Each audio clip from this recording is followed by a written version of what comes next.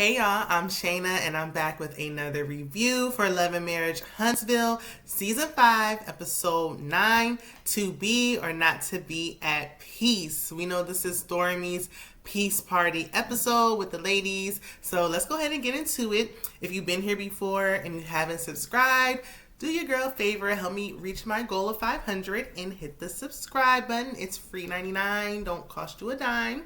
So help somebody out and do something nice by hitting the button. Be sure to like, comment, and share at the end if you enjoyed this video. And let's go ahead and get into it.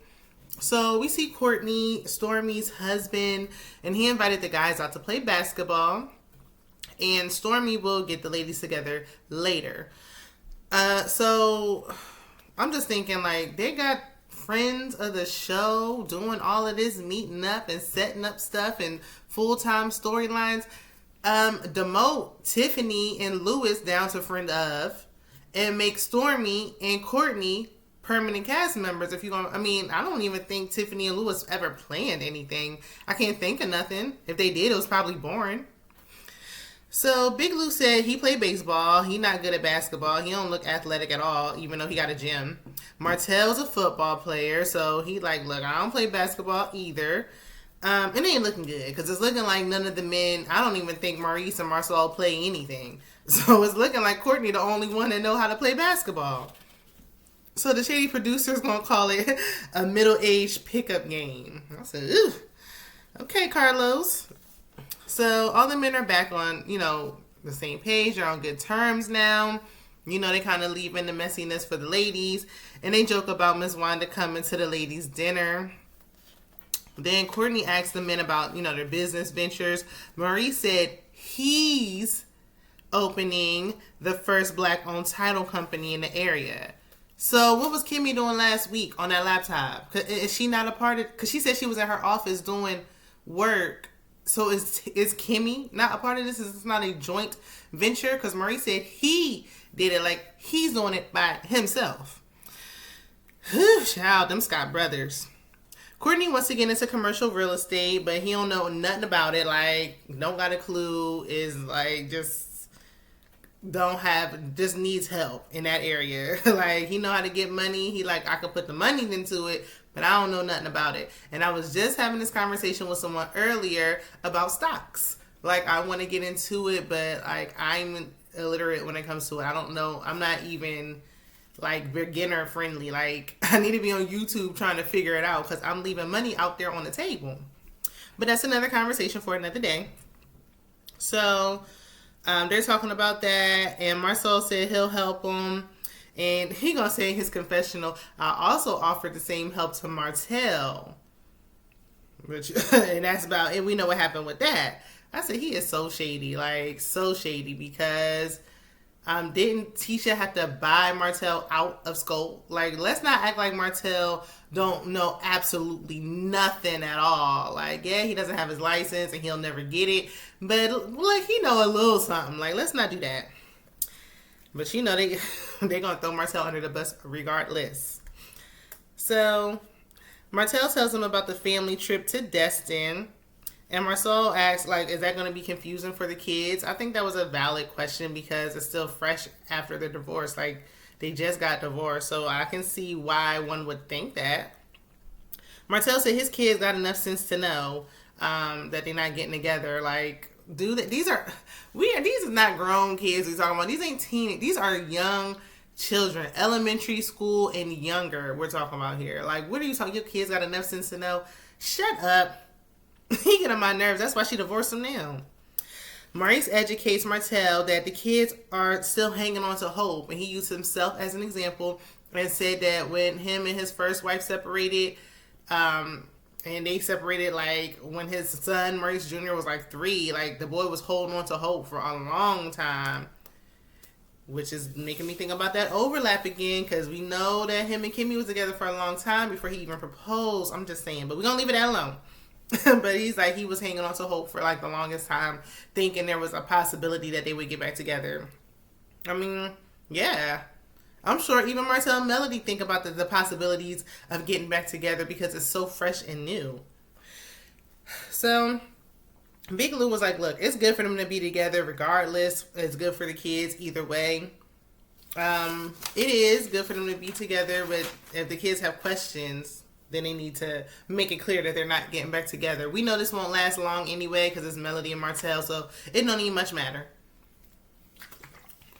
So Melody and Stormi meet at a Dreamcatcher's store, or maybe the store is called Dreamcatchers. I don't know. And they buy crystals and all that spiritual healing stuff that's, in the shop, or they was acting like they was about to buy something. They was just in there standing around. Melody fills Stormi in on the comeback group meeting. I thought she already had filled her in. I don't know. Maybe not. So Stormi asks if Melody and Tisha are friends because she wants to have a get together with the other co-workers, aka the other ladies. So Melody was like, no, we're not friends. I'm not looking for no friendship, of course. So Stormi says, nothing got resolved at the Galentine's Day. But Melody was like, I'm not looking for nothing to be resolved. So what is the point? Like, what are we doing? Because it's in y'all contracts. Because it's checked. That's why. Moving on. Marsau meets Courtney at his first project. That he was like, this is the first thing he ever did. Like, it looked like a nice, hotel. So he was like, this is my first project I did. And I did those apartments across the street. And I did that over there and this over there. And I just did the whole block, basically. So Courtney was like, look, he want to invest, but he don't want to get his hands dirty. It's pretty much what he was saying. Marsau asked if Stormi will be involved in this, and Courtney was like, yeah, of course. We do everything together, like business, family, personal, whatever. We do everything together. So, yes, of course. Like, you don't even have to ask. So, Marsau was like, look, I don't like to mix business and personal. I like my business to be business and my home to be home. That's funny because y'all have businesses together. So it's kind of funny that he said that. Like, he want her to be, behind the scenes, and he want to be out there in the field, and he don't want to do anything like together as one. Where Stormi was like, look, her husband, before she, became this millionaire entrepreneur, he was taking her to the beauty supply and just to drop her off just so she can ride around and look through the aisles and see how she want to picture her products being in the store. So they've been together from the mud. Like, I love to see a nice, good success story, a good come-up story. So Courtney feels like Marsau just doesn't like working with women. Then he said, your wife, no, you had it right. He don't like working with women. Period. He don't. And Courtney was like, look, y'all can make more money together. He was like, me and Stormi made $20 million together. And Marsau was like, well, we made we made $17 million separate. It wasn't separate because Tisha is the brains behind the operation. Y'all, you want to stop discrediting her, acting like she just sitting at home. Because Courtney was like, she takes care of the home. You don't help there. He's like, yeah, and I take care of everything outside. Well, she takes care of the home and helps you with everything outside. It's looking unbalanced. It's looking unfair. So, yeah. And then y'all went and got Black and all these other businesses and get chocolate, wine, and everything else. So I'm like, look, even if you say you made $17 million not working together, that's $3 million that you left on the table. I don't got $3 million would change my life right about now. Just I'd take the 3. So let's not act like you couldn't get more money together. Because even Tisha showed up when she was trying to get into the real estate. She was helping you. That was the second season when she was like, I'm gonna work and get involved. Yeah, she knows what she's doing. So Maurice made dinner and drinks for him and Kimmi. They're going to have a movie night in their theater room at their home. From the outside, it didn't look like their home was like, just had that much space on the inside. I didn't realize.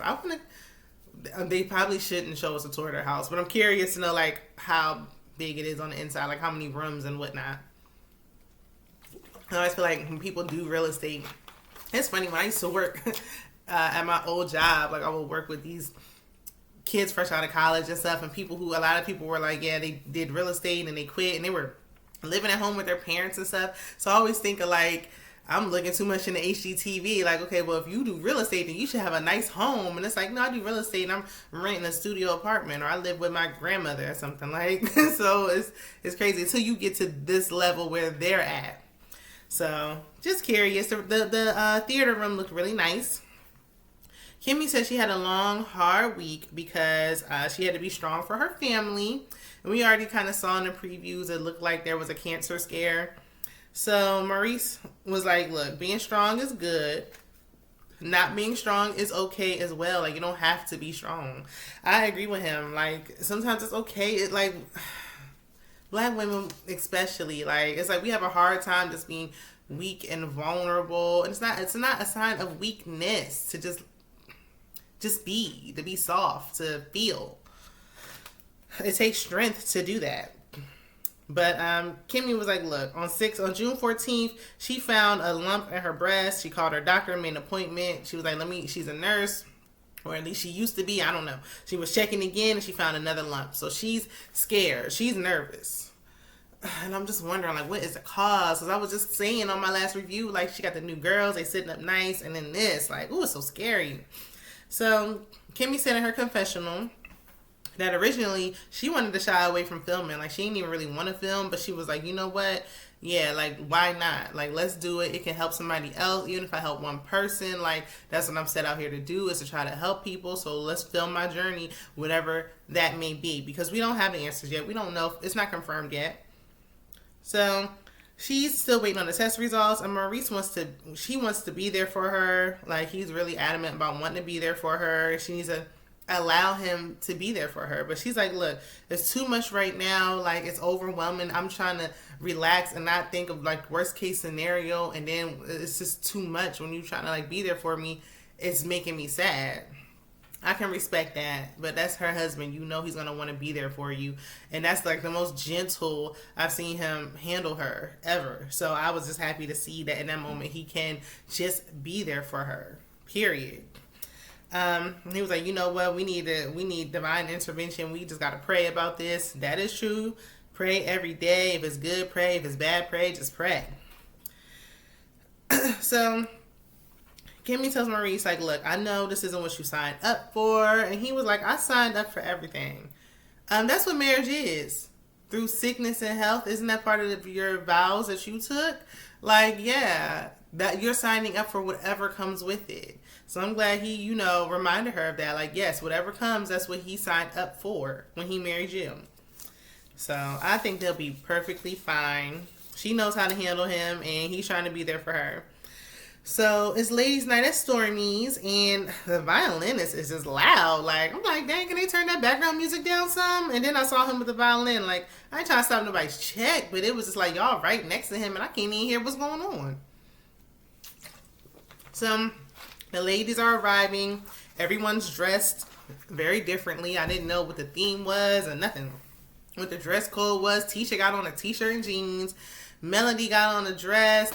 Tiffany dressing how she normally dressed, like she about to go to the parent-teacher conference at the school or church service. It's all over the place. Even Destiny and her cousin came in there looking different. I'm like, what is going on here?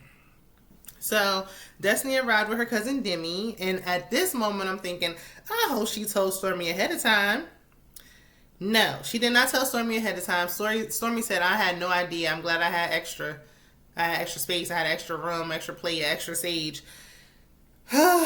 Destiny is wrong for that.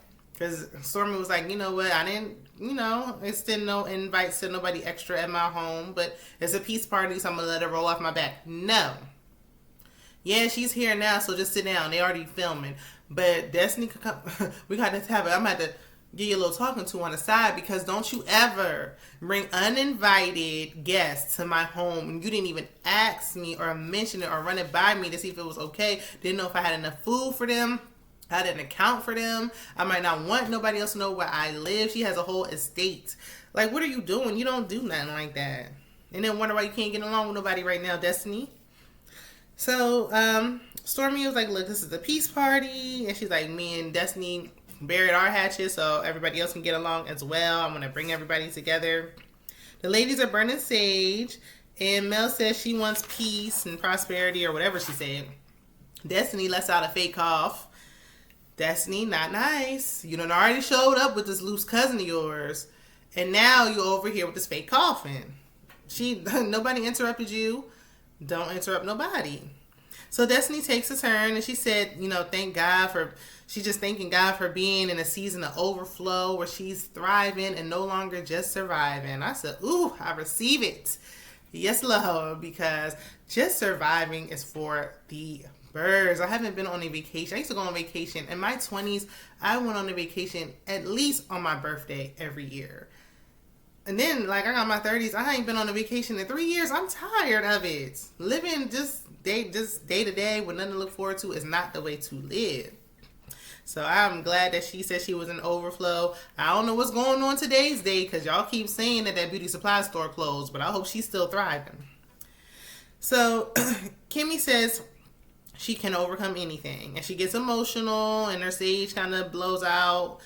And they just like, Kimmi, do you want to share? She's like, no, not right now. She declines. So even Melody was like, Kimmi is strong. She's not the type to cry. So I hope she's okay. And she's going to pray for her. And they say when black people say, I'm going to pray for you, that's the prayer. But I'm not going to. I hope she actually prayed for her. So Stormi was like, with that being said, I want to play a game of, it's going to be called What I Think, What You Said, What You Heard, and What I Meant. So I thought something, I said it, you heard something different, this is what I meant.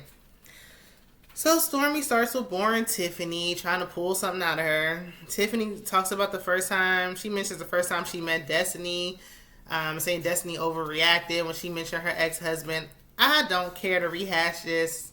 Y'all could have saved that. Y'all could have really clipped that and edited that out, because who cares? We want to have moved on. Y'all dragged that on so bad. I don't even see why Tiffany's a part of the cast anymore. I don't. And she's not doing anything, but she's not doing anything. So, yeah. So, Destiny skips her turn. So does Tisha. Kimmi got out of it, too. So, we get to Melody. And she mentioned that she spoke to Destiny at her grand reopening. And Destiny was like, well, I didn't hear you. Well, just you didn't hear me don't mean I didn't speak. I spoke. You didn't hear me. That's on you, not on me. Now, granted, Melody did whisper. But that's neither here nor there. That's besides the point in this moment. So Stormi asks Destiny, does that change anything now that she's aware that Melody did speak? And Destiny said no. And that's where the episode ends. So they're going to pick up with the drama next week. It was, it wasn't a exciting episode, but it was heavy with Kimmi. And let's just keep Kimmi in our prayers. If you are a prayer warrior, then extend some prayers for Kimmi, because we're not sure what's going on with her health scare. We want everyone to be doing well. Cancer is no joke. So yes, other than that, I enjoyed the episode. It wasn't too much drama, but I'm wondering, do we need Tiffany? When I see Tiffany, I just feel like, let her go. Other than that, let me know what y'all thinking in the comments. Be sure to like, comment, share, and subscribe. And I will see you guys in the next one. Bye.